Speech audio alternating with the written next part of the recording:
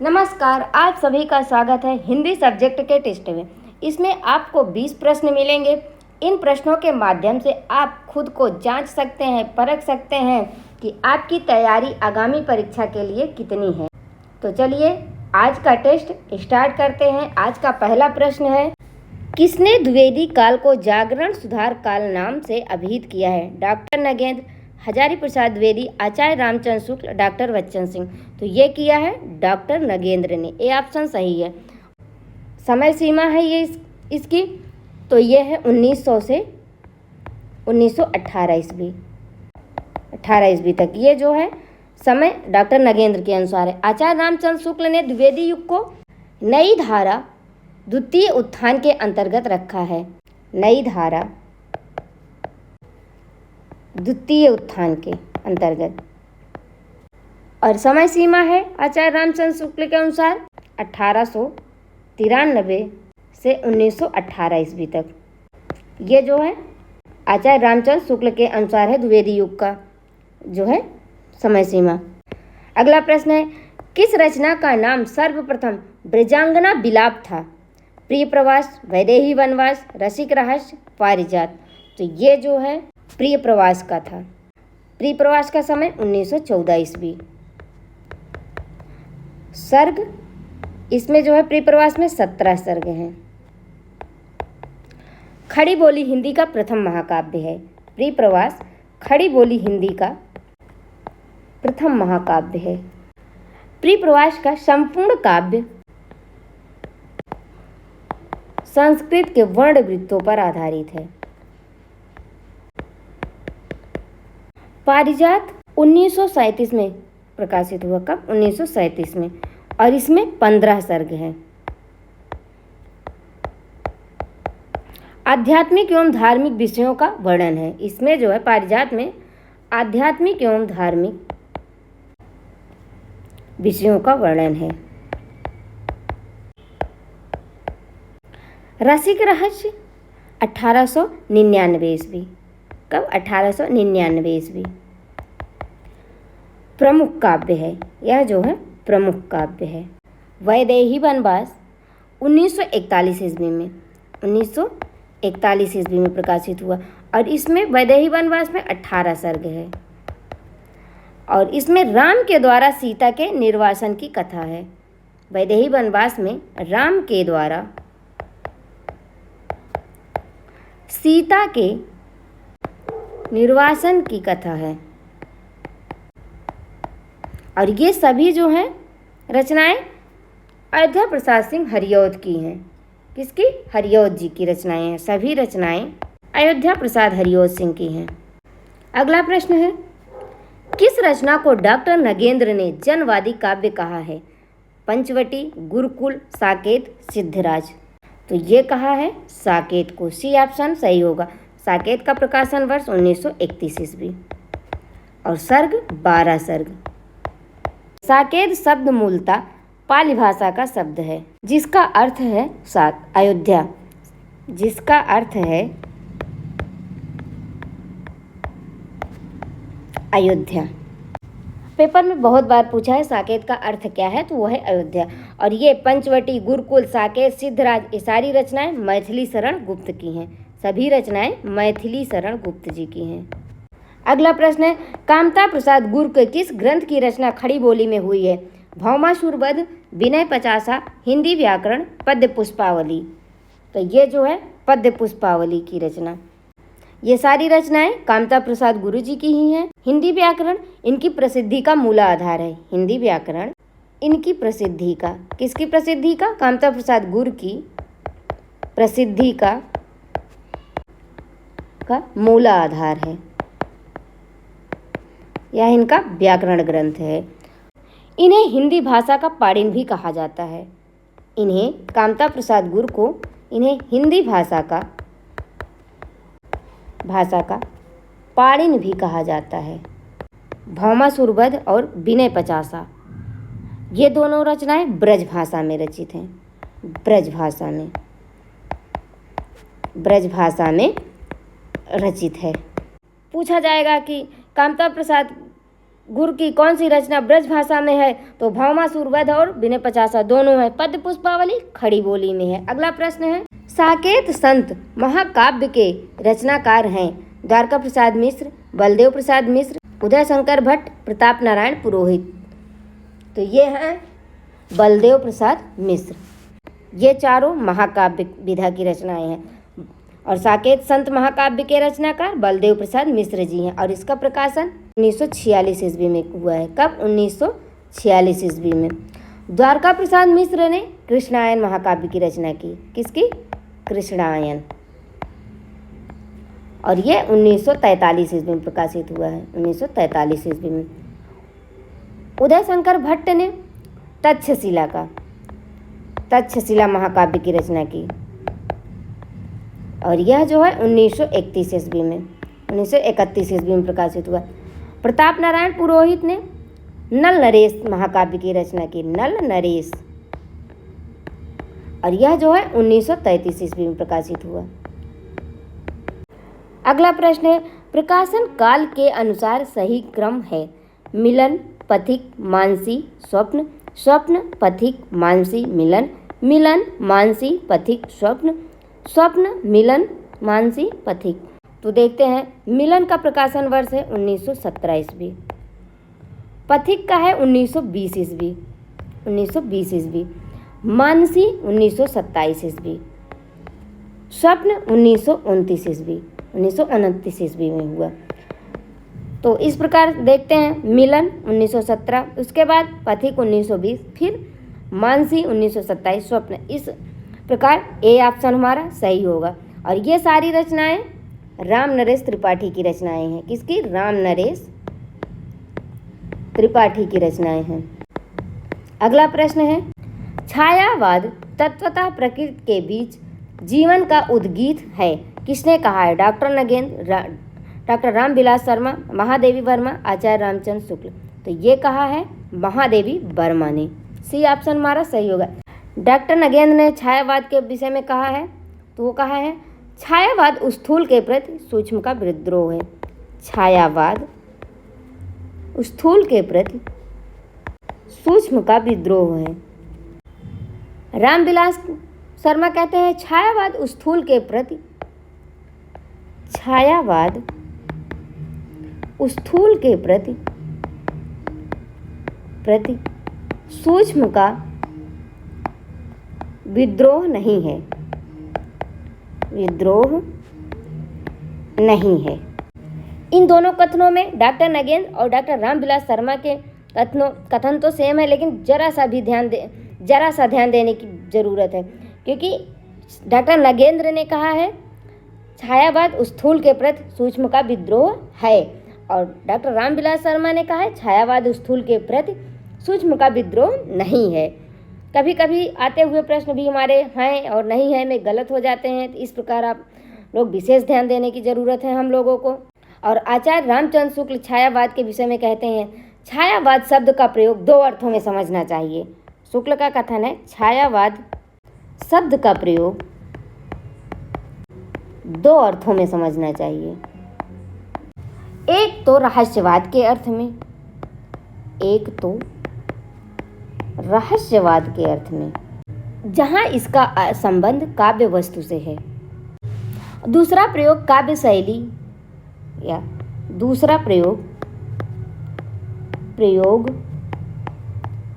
काव्य शैली या पद्धति विशेष के व्यापक अर्थ में। ये जो है आचार्य शुक्ल का कथन है छायावाद के संबंध में। अगला प्रश्न है, हिंदी का प्रथम दलित कवि माना जाता है? संत रैदास, हीरा डोम, ओम प्रकाश वाल्मीकि, बिहारी लाल हरित। तो हिंदी का प्रथम दलित कवि माना जाता है संत रैदास को। ए ऑप्शन हमारा सही होगा। आधुनिक युग के दलित कवि, आधुनिक युग के दलित कवियों में प्रथम नाम हीरा डोम का आता है। आधुनिक युग के दलित कवियों में प्रथम नाम हीरा डोम और स्वामी अछूतानंद का लिया जाता है। किसका? स्वामी अछूतानंद का। वास्तव में दलित विद्वानों ने सन 1914 ईस्वी में सरस्वती पत्रिका में प्रकाशित हीरा डोम की कविता अछूत की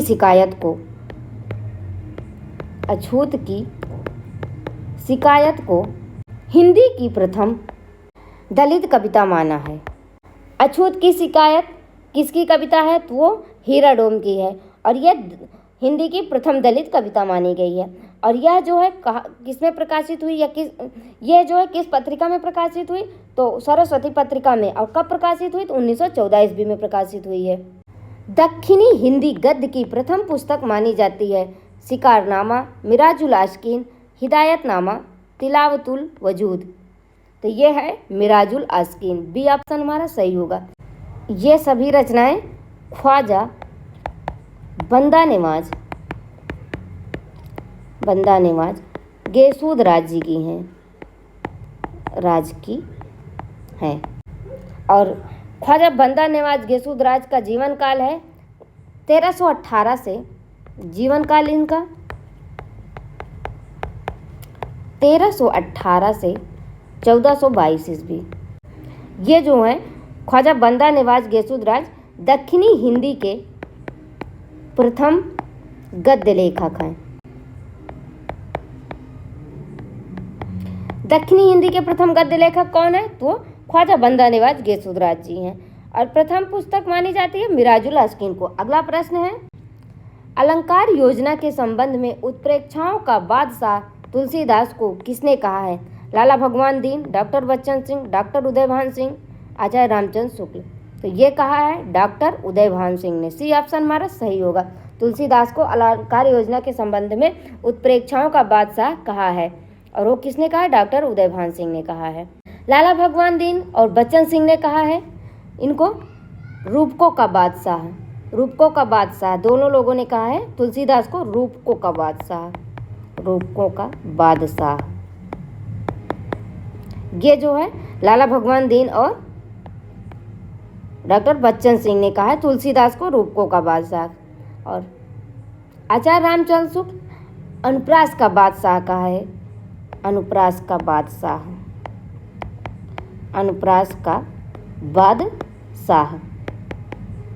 आचार्य रामचंद्र शुक्ल ने तुलसीदास को अनुप्रास का बादशाह कहा है। अगला प्रश्न है, हिंदी साहित्य में भ्रमर गीत काव्य परंपरा का प्रवर्तन किसने किया? नंददास, सूरदास, जगन्नाथ दास रत्नाकर, अयोध्या सिंह उपाध्याय, हरिऔध। हिंदी साहित्य में प्रथम गीत काव्य परंपरा का प्रवर्तन किया है तो वो किया है सूरदास जी ने। भ्रमर गीत का सर्वप्रथम एक पूर्ण प्रसंग के रूप में वर्णन श्रीमद् भागवत के 10वें स्कंध के 47वें अध्याय के 12 से 21 श्लोकों में मिलता है। इसमें कुल 700 पद हैं। कितने पद?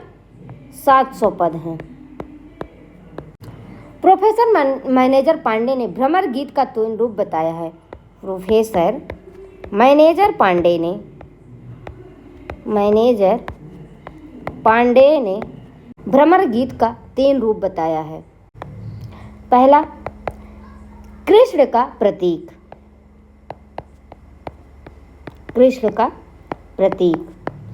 दूसरा, उद्धव का प्रतीक।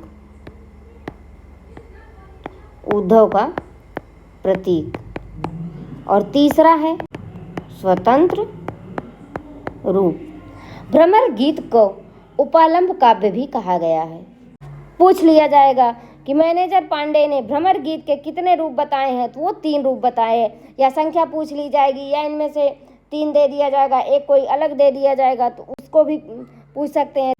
गौड़ीय संप्रदाय के प्रवर्तक हैं स्वामी हरिदास, आचार्य हित हरिवंश, चैतन्य महाप्रभु, वल्लभाचार्य। तो ये हैं कृष्ण चैतन्य महाप्रभु। सी ऑप्शन हमारा सही होगा। चैतन्य महाप्रभु का मूल नाम विश्वंभर मिश्र। चैतन्य महाप्रभु को घर में निमाई और गौरया गौरांग नाम से पुकारते थे। पूछ लिया जाएगा कि निमाई और गौर या गौरांग नाम से किसे पुकारा जाता था, तो चैतन्य महाप्रभु का मूल नाम तो विश्वम्भर मिश्र था। इनका दार्शनिक सिद्धांत है, चैतन्य महाप्रभु का दार्शनिक सिद्धांत अचिंत्य भेदा भेद। स्वामी हरिदास ने सखी संप्रदाय की स्थापना की। किसकी? सखी संप्रदाय की। हित हरिवंश ने राधा वल्लभ संप्रदाय की स्थापना की और वल्लभाचार्य ने वल्लभ संप्रदाय की स्थापना की। वल्लभ संप्रदाय की। अगला प्रश्न है, सवैया छंद में कृष्ण लीला का गान करने वाले प्रथम कवि कौन है? रसखान, मीराबाई, सूरदास, जगन्नाथ दास, रत्नाकर। तो ये हैं रसखान जी हैं। ए ऑप्शन हमारा सही होगा। और रसखान का मूल नाम सैयद इब्राहिम। सैयद इब्राहिम। रसखान का जन्म दिल्ली में सन 1533 में हुआ। 1533 में। और मृत्यु इनकी रसखान की 1618 ईस्वी में हुई। 1618 ईस्वी में हुई। अगला प्रश्न है, ब्रज भाषा का क्षेत्र नहीं है। आगरा, मथुरा, करौली, पीलीभीत। तो ये पीलीभीत। डी ऑप्शन हमारा सही होगा। पीलीभीत में कन्नौजी बोली जाती है। अन्य क्षेत्र है कन्नौजी का इटावा, फर्रुखाबाद, हरदोई, शाहजहांपुर, पीलीभीत, कानपुर। इन सब जगहों पर कन्नौजी बोली जाती थी। शेष तीनों ब्रज भाषा का क्षेत्र है। करौली, मथुरा, आगरा, ये तीनों ब्रज भाषा का क्षेत्र है। अगला प्रश्न है, गैड एवं स्मिथ ने ध्वनि चिन्हों की संख्या मानी है 253, 228, 396 या इनमें से कोई नहीं। गॉड और स्मिथ ने ध्वनि चिन्हों की संख्या मानी है तो 396। सी ऑप्शन हमारा सही होगा। 253 हंटर ने माना है। किसने? हंटर ने। और 228 लैगडन ने। पूछ लिया जाएगा कि हंटर ने ध्वनि चिन्हों की संख्या कितनी मानी है, तो 253 मानी है। लैगडन ने कितनी मानी है, तो 228 मानी है। अगला प्रश्न है, निम्नलिखित में तत्पुरुष समास नहीं है।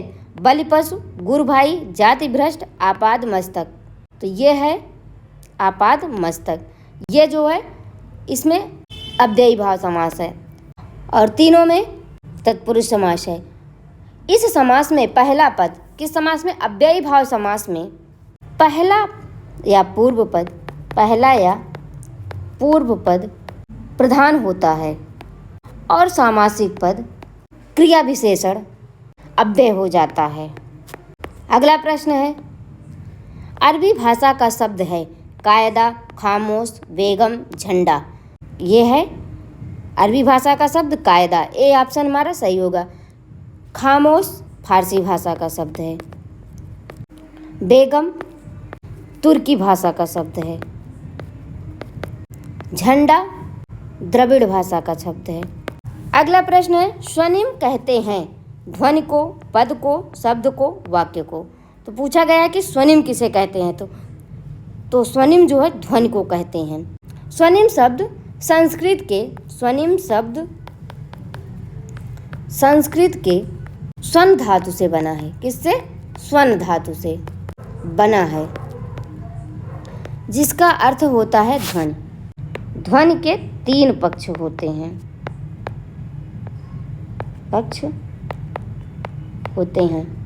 पहला उत्पादन, दूसरा संवहन, तीसरा ग्रहण। ये स्वनिम के पक्ष हैं। अगला प्रश्न है, सरोज वज्र के नाम से जाना जाता है सरहपा, लुईपा, सबरपा, कंढपा। तो ये जाना जाता है सरोज वज्र के नाम से सरहपा को। ये ऑप्शन हमारा सही होगा। सरहपा को हिंदी का प्रथम कवि माना जाता है। हिंदी का प्रथम कवि